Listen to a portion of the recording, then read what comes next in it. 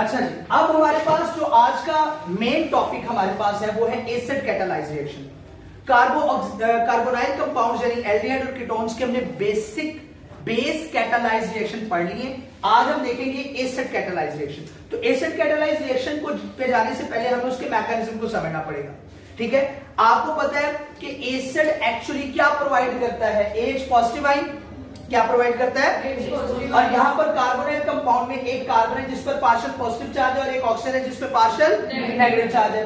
तो अगर ये हाइड्रोजन आयन है, if it is hydrogen ion which is provided by N acid, तो इस H पॉजिटिव ने इन दोनों में से किस चीज के ऊपर अटैक करना है? ऑक्सीजन पे अटैक करना है ना?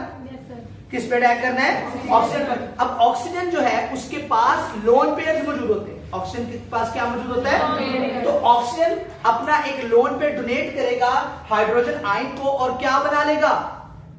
Coordinate covalent bond. क्या बना लेगा? ये देखिए यहां पर कोऑर्डिनेट कोवलेंट बॉन्ड बन गया। अब मसला क्या है? ऑक्सीजन ने चूंकि अपना इलेक्ट्रॉन पे डोनेट किया है, लिहाजा इस पर कौन सा चार्ज आ जाएगा? Positive, because it has become electron deficient. ये क्या हो गया? इलेक्ट्रॉन डेफिशिएंट हो गया क्योंकि इसने अपना इलेक्ट्रॉन पे डोनेट कर दिया हाइड्रोजन के साथ बॉन्ड बनाने के लिए। तो हाइड्रोजन ने चूंकि इस ऑक्सीजन पे अटैक किया, तो जब ऑक्सीजन पे अटैक किया तो ऑक्सीजन और हाइड्रोजन के दरमियान क्या बन गया? एक बॉन्ड बन गया। अब नेक्स्ट स्टेप पे क्या होगा? जो न्यूक्लियोफाइल है जिस पर नेगेटिव चार्ज है वो अटैक करेगा electrophilic centre of carbonyl compound, यानी कार्बन पर जिस पर कौन सा चार्ज था? Partial positive.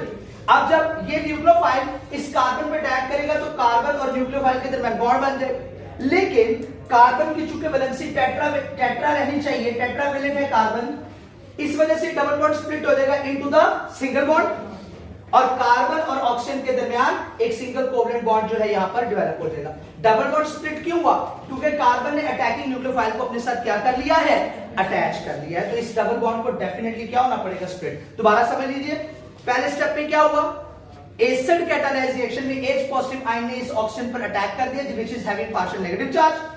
जब अटैक किया तो ऑक्सीजन ने अपना एक लोन पेयर डोनेट कर दिया हाइड्रोजन को, जिसके नतीजे में कोऑर्डिनेट कोवलेंट बॉन्ड बन गया और ऑक्सीजन पर कौन सा चार्ज आ गया? Positive, because electron is now oxygen is now become electron deficient. Next step पे क्या हुआ? न्यूक्लियोफाइल ने इस कार्बन पे अटैक कर दिया, कार्बन न्यूक्लियोफाइल के दरमियान बॉन्ड बन गया और कार्बन और ऑक्सीजन के दरमियान जो डबल बॉन्ड था उसको फिर स्प्लिट होना पड़ा into the single covalent bond.